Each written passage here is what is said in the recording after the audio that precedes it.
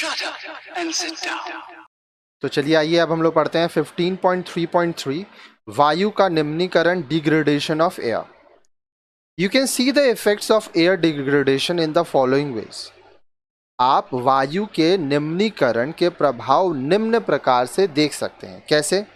Acid rain हो सकता है जिसको अम्ल वर्षा कहा जाता है. Depletion of ozone layer, ozone परत की कमी हो सकती है. ग्लोबल वार्मिंग, भूमंडलीय ताप बढ़ सकता है. ग्लोबल वार्मिंग के बारे में आप बहुत सुने भी होंगे. मैन मेड डिजास्टर, मानव निर्मित या मानवीयकृत आपदाएं होती हैं. डिजीजेस, बीमारियां होती हैं. अब आइए इनके बारे में हम लोग एक एक करके पढ़ेंगे. ये acid rain, depletion of ozone layer, global warming, man made disaster और डिजीज, इन सब के बारे में हम लोग पढ़ेंगे. सबसे पहला है एसिड रेन, जिसको हम लोग अम्ल वर्षा कहते हैं.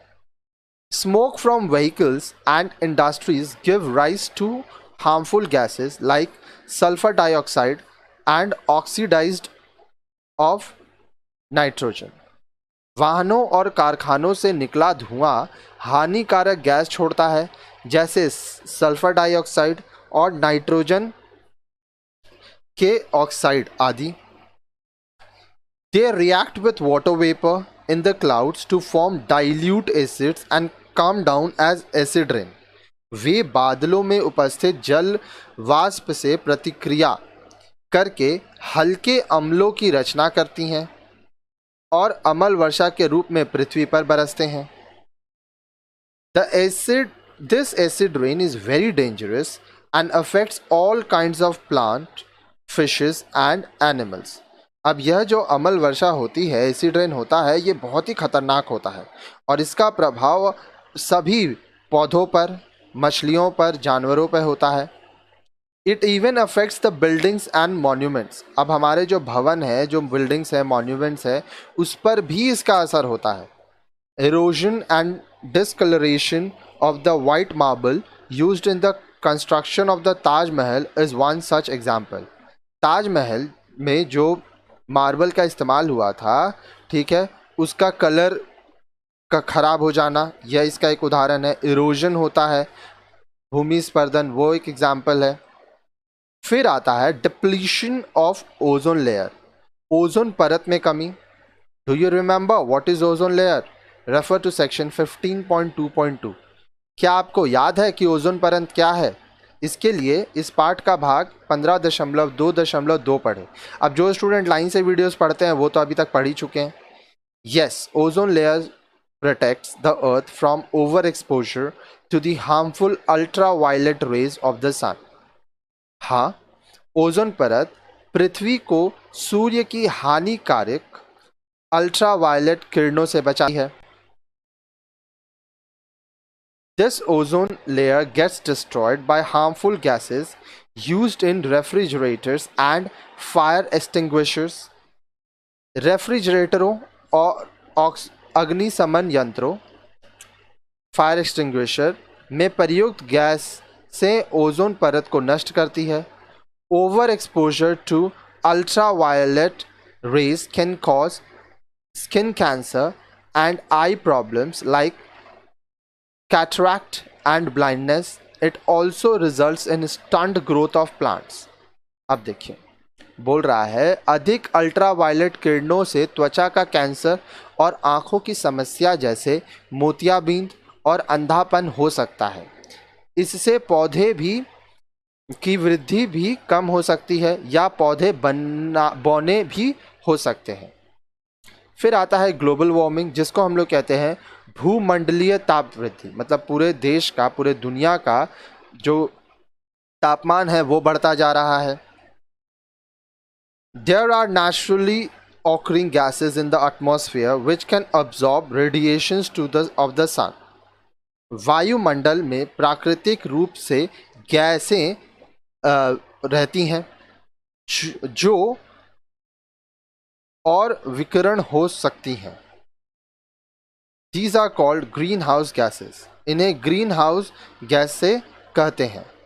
Because of their presence, not all solar radiation reaching the earth are reflected back to our outer space, but some of the radiations are held back by these greenhouse gases. उनकी उपस्थिति के कारण पृथ्वी तक आने वाला सारा विकिरण बाह्य अंतरिक्ष में परिवर्तित नहीं किया जाता, बल्कि इनके कारण कुछ विकिरण रोक लिया जाता है। विकिरण मतलब radiation. This process is called the green house effect. इस प्रक्रिया को ग्रीन हाउस प्रभाव कहते हैं। This effect makes the temperature on earth warm enough for life to flourish.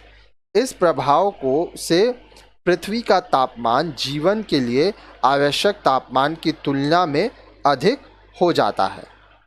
But because of human activities like deforestation, forest fires, burning of fuels, etc., tons of gases like CO2, methane, etc., are released in the atmosphere.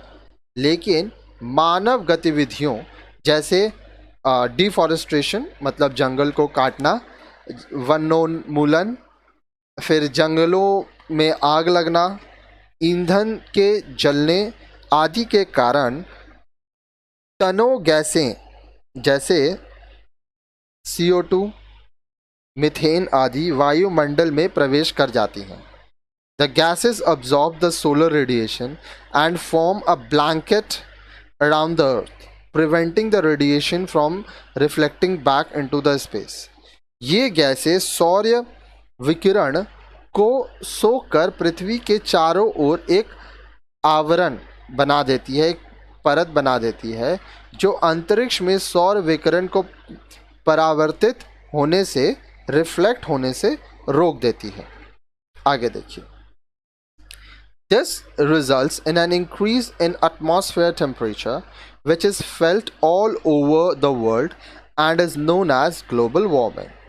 इसके वजह से, इसके परिणाम स्वरूप वायुमंडल के ताप में वृद्धि होती है, जिसको पूरे विश्व में अनुभव किया जा सकता है और जिसे भूमंडलीय ताप वृद्धि कहा जाता है। You must have noticed that in the past 8-10 years, summers are getting hotter, whereas winters are getting less cold. Even the rainfall is unpredictable. Every year, there is an increase in the Earth's temperature. These are the results of global warming. आपने ध्यान दिया होगा कि पिछले 8-10 वर्षों में गर्मी के मौसम में आवश्यकता से अधिक गर्मी पड़ रही है, जबकि सर्दियों में कम ठंड हो रही है। यहाँ तक वर्षा का जो पूर्वानुमान भी है वो भी कठिन हो रहा है। प्रत्येक वर्ष पृथ्वी के तापमान में वृद्धि हो रही है। यह सब भूमंडलीय ताप का ही परिणाम है। आगे देखिए। फिर आता है मैन मेड डिजास्टर्स, जिसको हम लोग कहते हैं मानवीकृत आपदाएं। Time and again man has caused massive environmental degradation, killing all kinds of life through leakages and disasters like war and atom bombs. बार बार मनुष्य भयावह पर्यावरण निम्नीकरण का कारण बना है, जिससे कई प्रकार से जीवन, युद्ध, परमाणु बमों और रिसावों के कारण नष्ट हुआ है। For example, the world still mourns over deaths of lakhs of people who were killed when a nuclear bomb was dropped on Hiroshima and Nagasaki during the World War II. Its effects were seen in handicapped children born several years later to mothers exposed to the radiations. It also affected the plants, animals, aquatic life and the soil for many years. उदाहरण के लिए आज भी विश्व Hiroshima और Nagasaki के ऊपर द्वितीय विश्व युद्ध के दौरान गिराए गए परमाणु बम से मरे लाखों लोगों के लिए शोक मनाता है। इसका प्रभाव कई वर्षों बाद भी विकिरण झेल चुकी महिलाओं के विकलांग बच्चों में देखा गया है।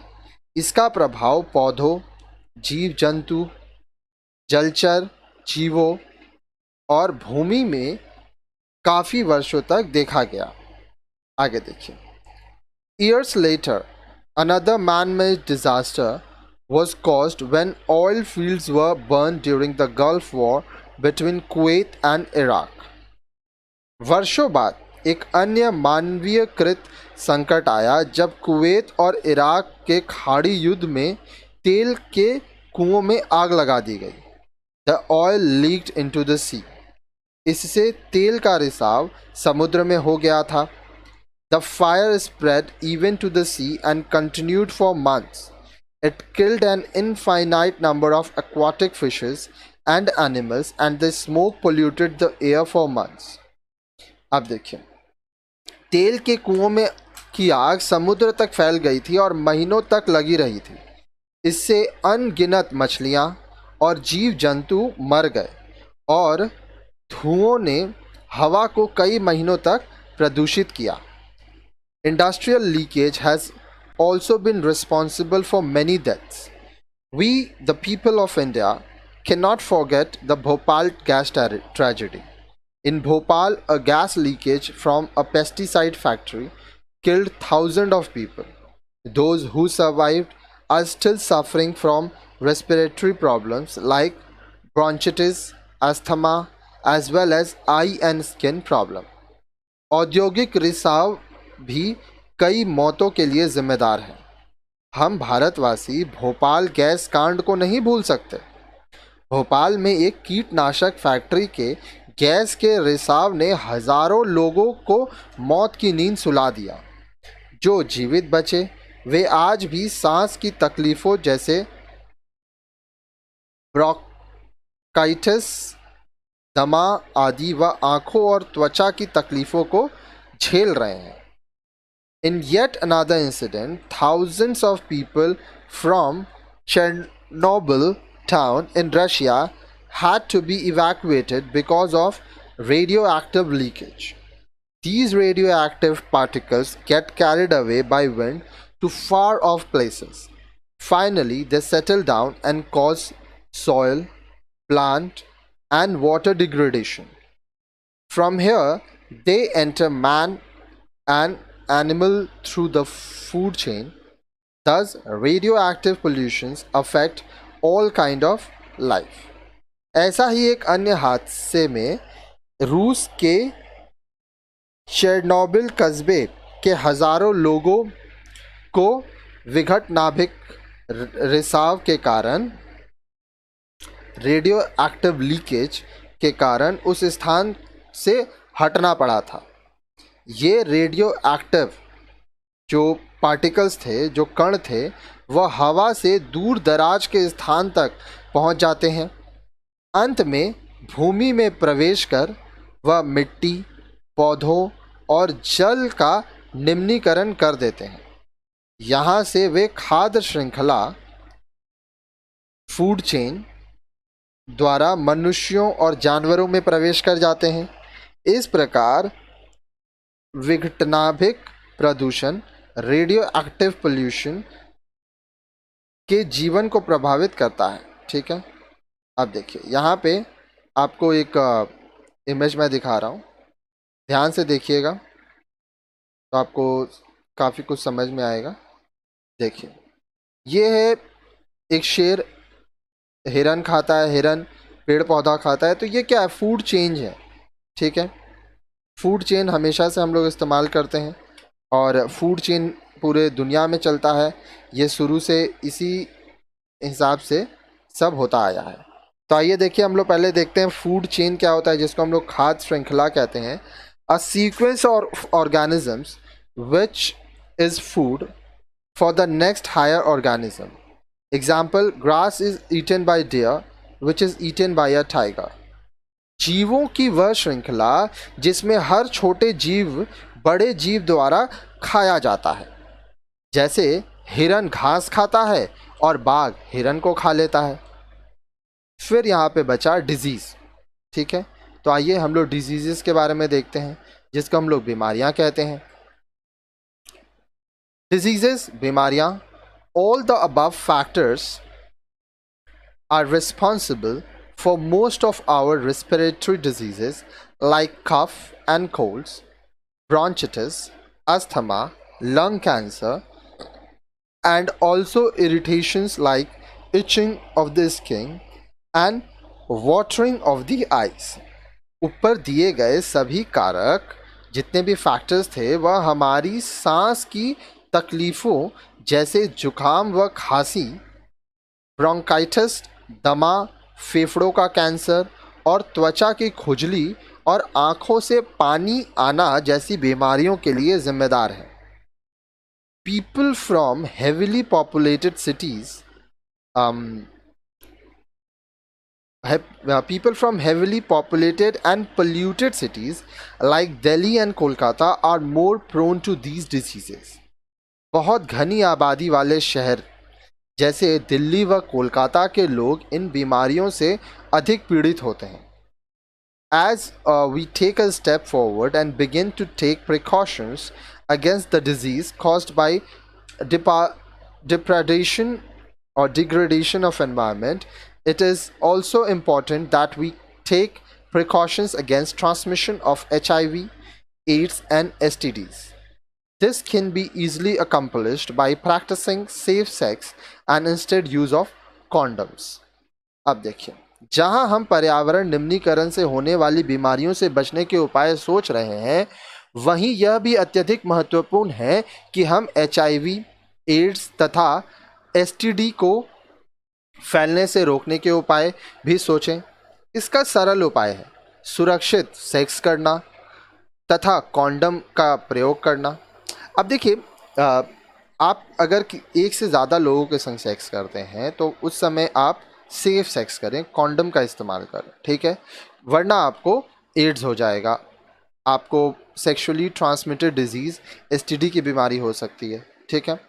हालांकि भारत में बहुत कम ही ऐसे लोग होते हैं जो एक से ज़्यादा लोगों के संग सेक्स करते हैं, लेकिन आजकल ये प्रथा देखी गई है कि लोगों के लिए सेक्स करना बहुत बड़ा बात नहीं है. तो ठीक है, ये आपकी चॉइस है. हालांकि आप अपने पार्टनर के साथ ही करें, वो भी शादी के बाद. इसके ऊपर भी हम लोग काफ़ी चीज़ आपको पढ़ाएं हैं आगे. और अगर आपका एक से ज़्यादा लोगों के संग सेक्सुअल रिलेशनशिप है तो आप कॉन्डम्स का इस्तेमाल करें, सेफ रहें और सुरक्षित रहें. नेक्स्ट वीडियो में हम लोग वाटर डिग्रेडेशन के बारे में बात करेंगे, जल का निम्नीकरण के बारे में बात करेंगे.